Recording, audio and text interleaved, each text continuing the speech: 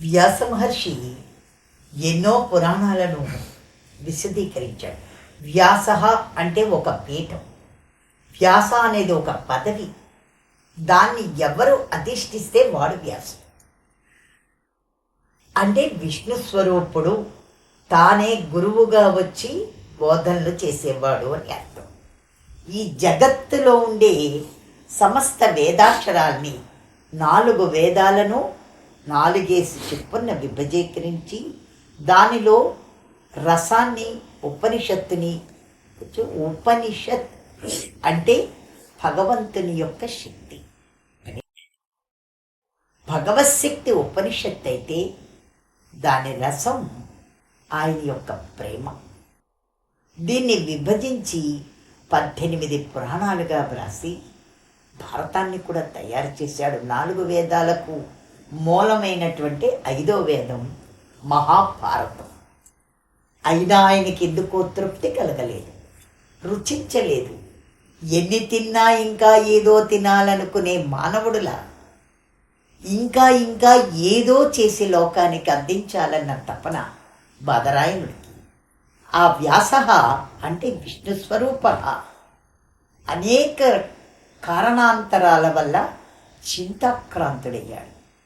నారద మహర్షి చూసి, ఓ విష్ణు స్వరూపమా, ఓ బాదరాయణ, వ్యాసపీఠాధికారి, నీకు విచారమేమి? ఎన్నో సృష్టించావు, ఎన్నెన్నో గ్రంథాలను రాశావు, ఇంకా ఏమిటయ్యా నీకు తక్కువ? మానవుడు 3 పూటలు తిన్నా ఇంకా ఏదో తినాలన్న తపన ఎట్లుంటుందో, నేను ఎన్ని తయారు చేసినా ఆ ఈశ్వరుని యొక్క ప్రేమ రసాన్ని నేను అనుభవిస్తూ అందరికీ అనుభవింపచేసి ఒక గ్రంథాన్ని, ఈశ్వర తత్వాన్ని అమృత రసంగా తయారు చేయలేకపోయానే. అప్పుడు ఆయన చెప్తాడు, అన్ని అవతారాలలో క్లిష్టమైనది, ఇష్టమైనది, ప్రపంచకమంతా వ్యాప్తమైనది, ప్రేమాస్పదమైనది, కారుణ్యమైనది, ప్రతి ప్రాణిని సమానంగా భావించి ఆదరించగలిగినది, తాను ఒక్కడే పురుషుడనని, జగత్తంతా స్త్రీ అనే సత్యాన్ని తెలియచేసే మధురానుసంభూతమైన ఆ మహావిష్ణు గాథ, దాన్ని రచించు అన్నాడు. అంటే చిన్న పిల్లవాడై తల్లి ఎదుట కనిపించటం, తల్లి పాలు తాగటం, దానిలో అర్థాన్ని వెతకటం, గోవులలో తిరగటం, గోమయము గోమూత్రము ఎంత పవిత్రమైనవో తెలియచేయటము, గోకులాన్ని రక్షించడం. గోకులము అంటే ఎక్కడో ఉన్నదని కాదు, ఇంద్రియములతో కూడుకున్న ప్రతి దేహము గోకులమే. ఇంద్రియాలు ఎన్ని ఉన్నాయి? ప్రతి ఒక్కరికి 10, 1 11 అంటారా? అంతేకాదు, కన్ను, ముక్కు, చెవి, కాలు, మనస్సు, ఇవన్నీ ఇంద్రియాలు. ఇంద్రియానికి రాజు మనస్సు. మనస్సు అనే ఇంద్రియం ఎప్పుడు జారిపోతూ ఉంటుంది, ఒక దగ్గర ఉండదు. ఆ జారిపోయే మనస్సు పరిపరి విధాకృతం అవుతుంది. కనుక గోవర్ధనం అంటే మనస్సు జారినప్పుడల్లా భయంకరమైన ఆపదలేవో వస్తూనే ఉంటాయి. రాళ్ళు పడుతున్నాయి, పెద్ద పెద్ద వర్షం కురుస్తున్నది, అది మానవుడికి బాధాకరము.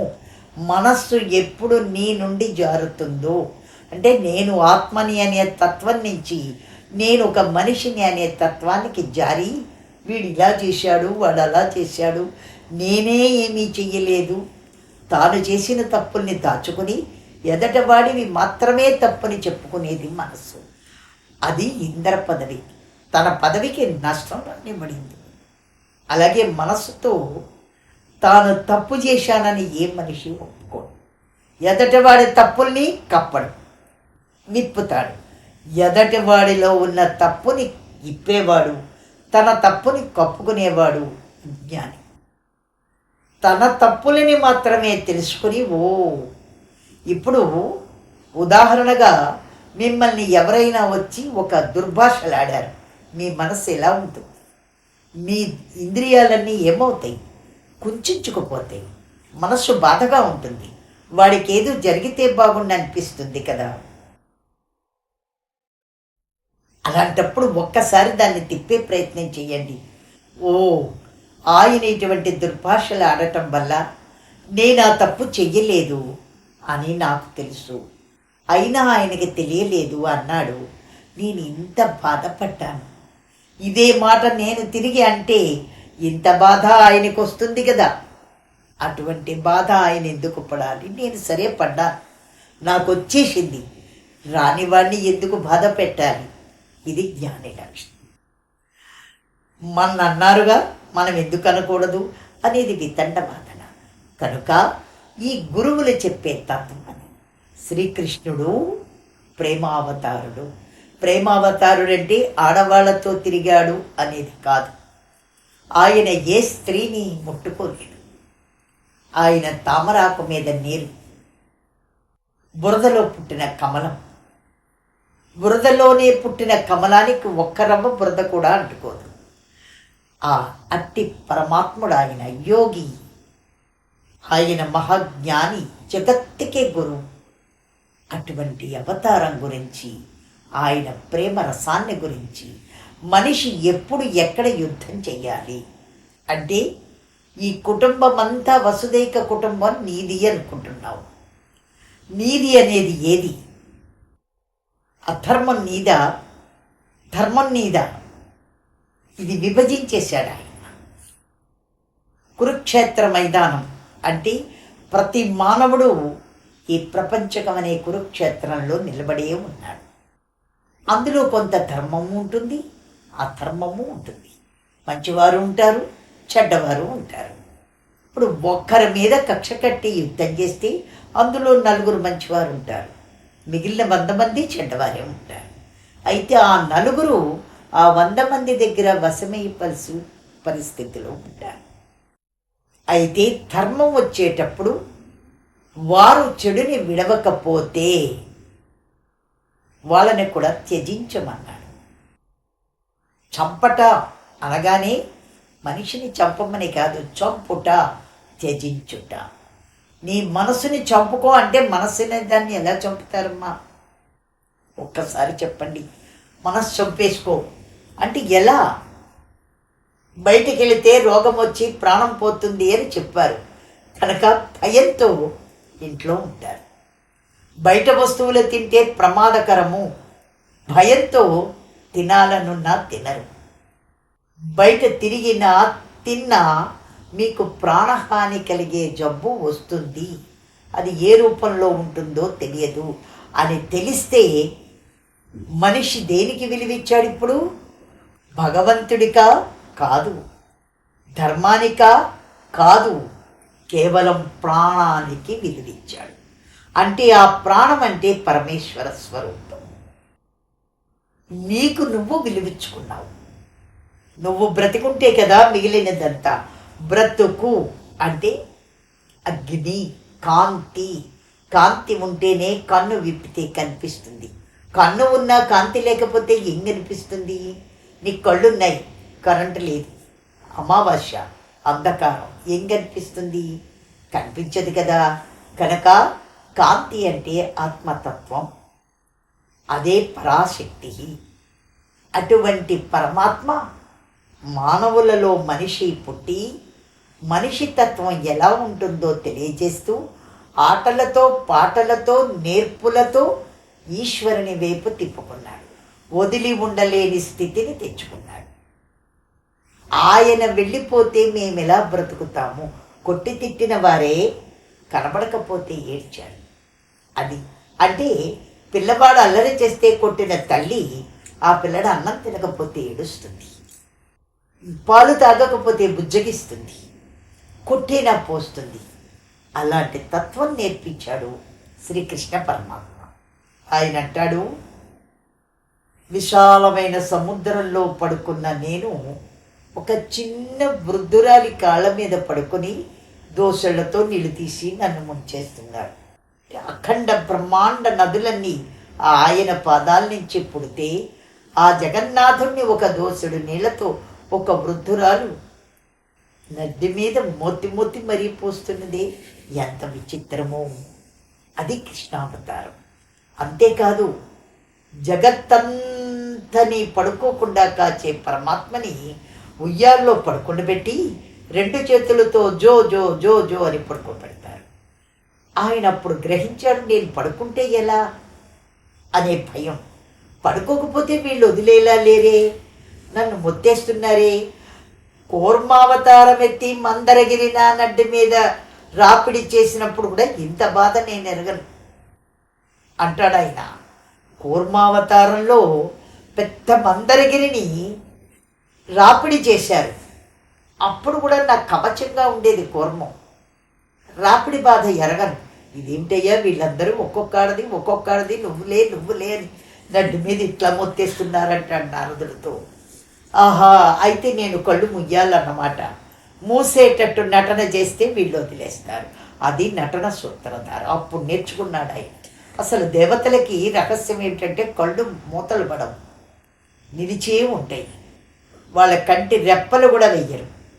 నిమిషోత్పన్న విభిన్న భువనావళి.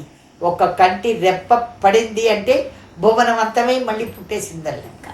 కనుక దేవతలు అంటే నీ కంటి రెప్పలు వెయ్యని వారు. దేవుణ్ణి పరీక్షించావు, వీళ్ళని పరీక్షించావు. ఏం పరీక్ష చేయగలరు? నువ్వు అసలు కంటి రెప్ప వేయకుండా నా కళ్ళని నువ్వు కొంచెంసేపు పరీక్షించగలవా? అది లెక్క. కంటి రెప్ప ఎప్పుడైతే మూత పడకుండా చూడగలుగుతుందో అది దైవశక్తి. వాళ్ళు కంటి రెప్పలు వెయ్యరు. కనుక ఆయన ముయ్యాలా తెరవాలా అనే సందిగ్ధంలో పడిపోయాడు పరమాత్మ. నేను గురువుగా వచ్చాను కదూ, కనుక వీళ్ళకి విద్య నేర్పాలంటే ముందు నేను కూడా ఒక సున్నా చుట్టాలి. చుట్టి దాన్ని ఆ అని చెప్పాలి అని అనురాగాన్ని, అమ్మగా, ఆప్యాయతని ఆదరణగా, ఆ ఆ అంటే అమ్మ, ఆ అంటే ఆప్యాయత, ఈ అంటే ఈ దేహం అనే ఇల్లు, ఈ అంటే ఈశ్వరుడు, ఊ అంటే ఉన్నది, ఊ అంటే ఊగుతున్నది. అంటే ఈ దేహమే పైకి కిందకి ఊగుతున్న ఉయ్యాలంటాడు ఆయన. రు అంటే వాక్కు, రూ అంటే ఋషి శబ్దము. ఏ ఎందున్నాను, ఏ ఏ ఏ ఎందున్నాను, ఏ అంతటా ఉన్నాను. ఐ నీలో ఉన్నాను. ఆశ్చర్యకరం. ఓ ఇదే ఉన్నది, అదే ఔన్నత్యము. అటువంటి భావాలు కలిగిన వాడికి ఉన్నత తత్వం. ఔన్నత్యము అంటే ఉన్నత తత్వం. ప్రణవం అం, ప్రాణత్యాగం. ఈ వర్ణమాలను తయారు చేసి ఈశ్వరుడు శ్రీకృష్ణుడుగా వేదవ్యాసుడు ద్వారా భాగవత గ్రంథాన్ని రాయించాడు. భాగవతంలో అంతా గురుతత్వమే. గురుశబ్ద మహిమంతా భాగవతం అంతా నిండి ఉంది. అసలు గురువు అంటే ఏమిటి?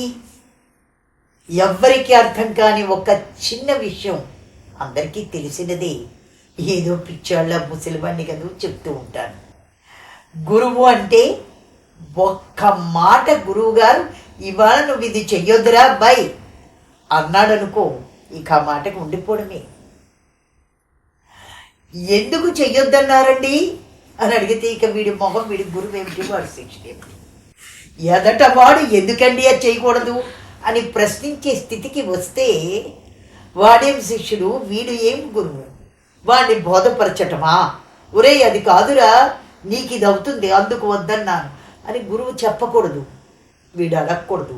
అసలు చెప్పడం గురువుకి ఎట్టి పరిస్థితిలో వస్తుందంటే ప్రారంభ కర్మని బట్టి అట్టి శిష్యుడు దొరికితే. ఆ శిష్యుల్ని రంజింప చెయ్యాలనుకుంటే వీడికేం కర్మ శిష్యుల్ని రంజింప చేసి తన చుట్టూ తిప్పుకోవలసిన అగత్యం కలియుగంలోనే తప్ప అన్య యుగాల్లో లేదేమో. కానీ ఒక్క విషయంలో గురువు ఎప్పుడైనా నా గురువు గారు ఒకసారి నాకెంతో ఇష్టమైన విషయాన్ని వదిలేయమన్నాడు. నాకు చాలా ఇష్టం. అది మీకు ఇప్పుడు చెప్పను, ఎందుకంటే సమయం వస్తే చెప్తాను. నాకు ఎంతో ఇష్టం. ఒకేసారి చెప్పాడు ఆయన, దాన్ని విడిచిపెట్టు అంతే. ఎందుకంటే గురువుగారు నాకు ఇష్టమైన దాన్ని వదిలేయమన్నారు, మీరు అన్నీ వదిలేసి రాయి మీద కూర్చున్నారు అనలేదు. నేను వదిలేయమన్నారు కనుక వదిలేయటమే. ఈరోజు దాకా ఆ విషయాన్ని ఎందుకు వదిలేయమన్నారు? నేను సిద్ధుణ్ణి అయిపోయాను కదా, ఇప్పుడైనా చెప్పండి గురువుగారు అని నేను అడగను లేదు, వారు చెప్పను లేదు. అంత ఇష్టమైన ఒక వస్తువుని వదిలేస్తే అసలు ఇష్టమనేదే ఉండదని వారి అభిప్రాయం కావచ్చు. ఒకే దాని మీద ఇష్టాన్ని పెంచుకుంటే మరి ఉన్నదంతా ఏమైనట్టు? ఇదంతా ఈశ్వరుడు మన కోసం ఇచ్చిందే కదా, అన్నిటి మీద ఇష్టం ఒకేలా ఉండాలి కదా. ఒక లేడీ రమణాశ్రమంలో ఉండేది. అంటే చెంగు తిరుగుతూ ఉండేది, గురువుగారి దగ్గరే తిరుగుతూ ఉండేది. ఒకసారి ఒక అటవీకుడు దాన్ని కొట్టేయాలని బుద్ధి పుట్టింది. రాయి విసిరాడు, కాలుకి దెబ్బ తగిలింది. గబగబా ఎవరో వచ్చి, అది రమణాశ్రమంలో లేడయ్యా, దాన్ని కొట్టకు తప్పు అని ఆ కాలుతోటే వచ్చి గురువుగారి దగ్గరే ఆయనే స్వయంగా పసుపు రాసి గుడ్డ కట్టి, గురువుగారు శిష్యులు ఎవరో చేస్తారు మీకెందుకు, ఎవరో సేవ చేస్తే సేవ చేసే ఈశ్వరుడికి భాగ్యం, వీళ్ళందరూ పూర్వ సిద్ధులురా. ఈ కుక్క, ఈ కోతి, ఈ లేడీ, ఈ కాకి ఇవన్నీ సిద్ధపురుషులు సుమా. మన లక్ష్మి ఆవు కూడా సిద్ధపురుషుడే. వీళ్ళందరూ నాకు గురువులు. విద్య నేర్పడానికి వచ్చి నేను సరిగ్గా చదువుతున్నానో లేదో చూస్తున్నాను. నీకు తెలియదేమో నాకు గురువు లేడని, నేను విచ్చలవిడిగా తిరగొచ్చని. ఒప్పుకోడు. ఇదిగో చూడు, ఇంతమంది గురువులు, నాకు భయమే. నీకు నేను ఒక్కడినే, కానీ నాకెందరున్నారో చూడు. ఆ లేడీ కూడా మరణిస్తే తెల్లని వస్త్రం ఇక్కడ దాకా కప్పి దాన్ని భూస్థాపితం చేసి, పుణ్యపురుషులైన సాధువులు సన్యసించినప్పుడు ఎటువంటి మృత్యువు జరిగితే జరుగుతుందో ఆ మంత్రాలతో సమాధి చేయించారు. గురువులంటే సర్వప్రాణుల్ని ఒక్కలా చూడగలగటం. కనుక నా గురువు నన్ను ఒక ఇష్టమైన దాన్ని వర్జించమనగానే నేను ప్రశ్నించడమా? కానీ నా శిష్యులైతే అది ఎందుకండి వదిలేయాలి? పోనీ ఒక్కసారి స్వీకరిస్తే తప్పేమిటండి? పోనీ ఒక్కసారి 2 సార్లు, తర్వాత మానేస్తానే. ఇక తర్వాత ఏముంది మానేయడానికి? వద్దు అన్న తర్వాత స్వీకరించడం మొదలెడితే ఇక మానేయడానికంటూ ఏమీ ఉండదు. కనుక గురువు ఒక్కసారి వద్దు అంటే అది వద్దే. మానేయాలంటే మానేయవలసిందే. వాడు శిష్యుడు చెప్పినందుకు గురువుకి వాల్యూ. కనుక గురువు ఇప్పుడు కనబడకుండా ఉన్నాడు అంటే విని ఆచరించే శిష్యులు తక్కువయ్యారు అని అర్థం. గురువులంటే ఒక్కసారి నోటితో వాక్కు వస్తే దానిని శిరసా వహించటమే. అప్పుడే ఆ గురువుకి విలువ, శిష్యులకి జ్ఞానము వచ్చేది. మేమట్లే చేసి ఉన్నాం. వదిలేరా అబ్బాయి నీ ఆస్తి అనగానే ఇచ్చేశాను రాసి. ఆయన ఇచ్చేమన్నాడు, నేను ఇచ్చేశాను. పట్టుకెళ్ళిన వాడు దారిలోనే యాక్సిడెంట్ అయి చనిపోతాడని, ఆస్తులు ఎక్కడొక్కడే గోదావరిలో కలుస్తాయని ఎవరికి తెలుసు?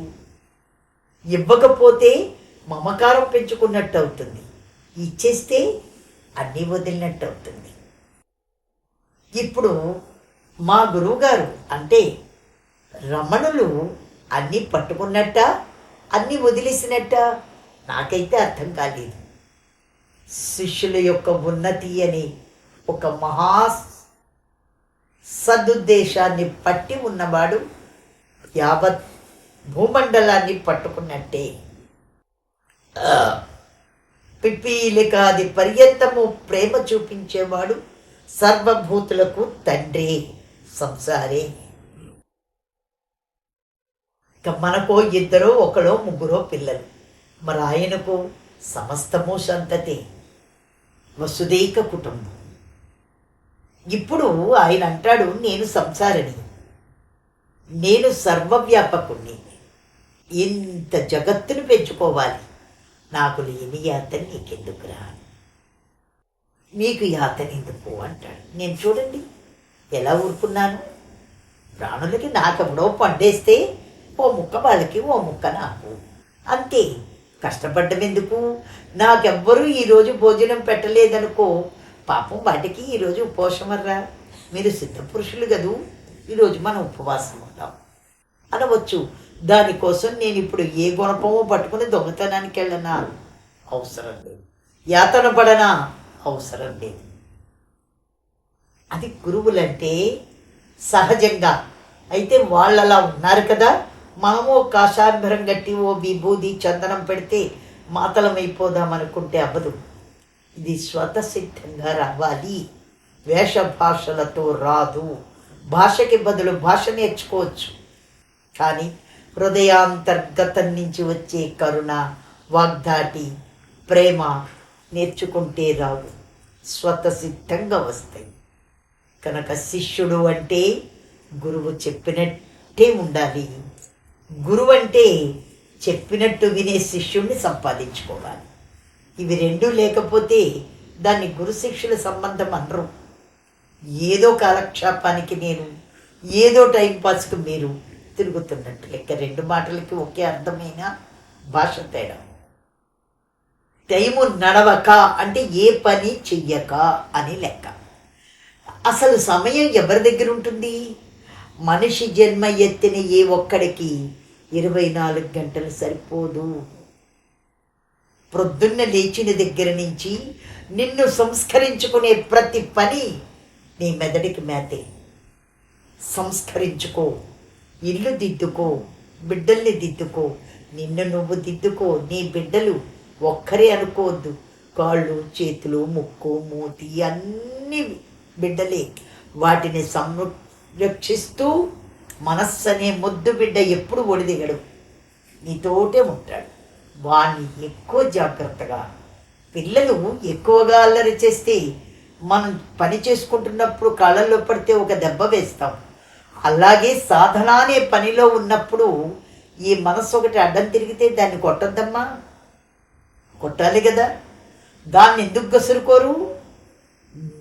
మీ మీద మీకెందుకు కోపం రాకూడదు? రావచ్చు. అంతేకాదు, ఒకసారి భగవాన్ని ఎవరో శిష్యుడు ధూర్తుడు దుండగుడు వచ్చి అతని కాలు మీద కొట్టి వెళ్ళిపోయాడు. ఏమీ సంపాదించలేని సాధువు ఎందుకు అని, ఏదో బాగా సంపాదిస్తాడని ఇల్లు దోచుకోవడానికి వచ్చాడు. ఆయన దగ్గర ఏమీ లేదు, ఒక్కుండా ఓ మలక. ఓరి నీ శక్తి బంగారంగాను, ఇంత పెద్ద శక్తి ఉంచుకొని ₹1 సంపాదించలేదు, ఈ కాళ్ళు ఎందుకు నీకని విరిచేసి వెళ్ళిపోయాడు కొట్టేసి. మాకందరికీ కోపం వచ్చింది. వాడిదేం తప్పురా పాపం, దోచుకోవడానికి వచ్చాడు, ముందే నేను ఇచ్చేసానని, నా దగ్గర ఏమీ లేవని, నేను దోచబడ్డవాడనని వాడికి తెలియదు పాపం అని ఒకరితో చెప్పాడు. అదే మాట నేను అడిగాను, స్వామి మీరెందుకు ఇంత అవస్థ పడుతున్నారు? నాకేం చెప్పాడు తెలుసా? పాపం ఆ ఈశ్వరుడు నా హృదయమంతా దోచేసుకుని, ఇంకా ఈ కాళ్ళు చేతులు నీకు ఉండబట్టి కదరా ఇక్కడ ఉండిపోయావు, అక్కడ ఖాళీగా ఉంది, నువ్వు లేవు. ఇవి దీంతో ఎంతకన్నా నడుస్తావు? ఈ గిరి పరిక్రమణ చేసి చేసి చేసి ఇంతటి కలియుగంలో కూడా నేను తీర్చలేని వరాలు తీర్చలేనటువంటి అశక్తుణ్ణి నన్ను చేసేసావురా అని కాళ్ళ మీద కొట్టి వెళ్ళిపోయాను. నాయన కదా బిడ్డని కొట్టచ్చు. నేను ఈ గిరి పరిక్రమణ చెయ్యటం ఆయనకి అంత కష్టంగా ఉంది అంటే, ఇక వరాలే తీర్చలేని అశక్తుణ్ణి చేసావురా, అది ఈ కాళ్ళ నుంచే కదూ, అందుకు కొట్టాడు. ఏం మాట అంటే, శత్రువుల్ని కూడా ఈశ్వరుడుగా భావించాడు ఆయన. అది ఆయనకే చెల్లు, అందరికీ చెల్లదు. ఆ తర్వాత అంటాడు, దీనికి ఇప్పుడు తిరిగే పని లేదు, ఏదో కారణం ఉండుంటుంది, అందుకే తిరగకుండా చేశాడు. సర్వం ఈశ్వరమయం అనుకున్నప్పుడు, ఈశ్వరుడే సర్వము అనుకుంటే ఆయన మెడలో సర్పాలుండవా? ఆయన మనకు కావాలి. ఆ పాములు చూస్తే భయం. ఆయన ముఖం అందంగా ఉంటుంది, కానీ పక్కనే పాములు ఉంటాయి. పక్కన అమ్ముంది, అమ్మ ఒళ్ళో ఎక్కాలనుంది, కానీ ఆవిడ పక్కన ఉన్న పాము ముసుమంటే ఆయన చెయ్యెత్తి దీవిస్తే ఉంగరాలు పాములే, కంకణాలు పాములే. అవన్నీ వదిలిన అందగాడు అతడే. కానీ అవి ఏమిటి? మనలో ఉండే కోరికలు, తమో గుణాలు. ఈశ్వరుడు సర్వాంతర్యామి కనుక నీలో ఆత్మస్వరూపమై ఉండి నీ దేహమందంతటా అలంకారాన్ని, గుణాలతో కూడుకున్న కోరికల్ని ఘోరమైన సర్పాలుగా మెడను వేసుకుంటే, ఒళ్ళంతా అలంకరించుకుంటే అందులో ఆయన నిక్షిప్తమై ఉన్నాడు అనేది అర్థం. అది శివుడికే కాదు, మనం కూడా అక్కర్లేనివన్నీ ధరించే ఉన్నాం. కోపం అవసరమా? అప్పుడు ఆయన చెప్తాడు, ఈ కాలు వాడి మీద మన కోపం కాదురా, నాకు వచ్చే కోపం మీద నాకు కోపం వచ్చింది. కోపం వస్తుంది, దాన్ని కోపగించుకొని చూడు అన్నాడు. ఎందుకీ కోపం రావాలి అని కోపాన్నే కోపగించు, అప్పుడేమొస్తుంది? అసలు ఇంకెప్పుడు కోపం రాదుగా. ఎవరో ఎదటివాడి మీద నీ కోపం చూపించే బదులు నీ మీద నువ్వే కోపాన్ని చూపించుకుంటే అంతా శాంతమే. నీ గుణాలేమిటో నువ్వేమిటో తెలియచేసుకోమంటాడు. తిరిగి మళ్ళీ తర్వాత కలుద్దాం.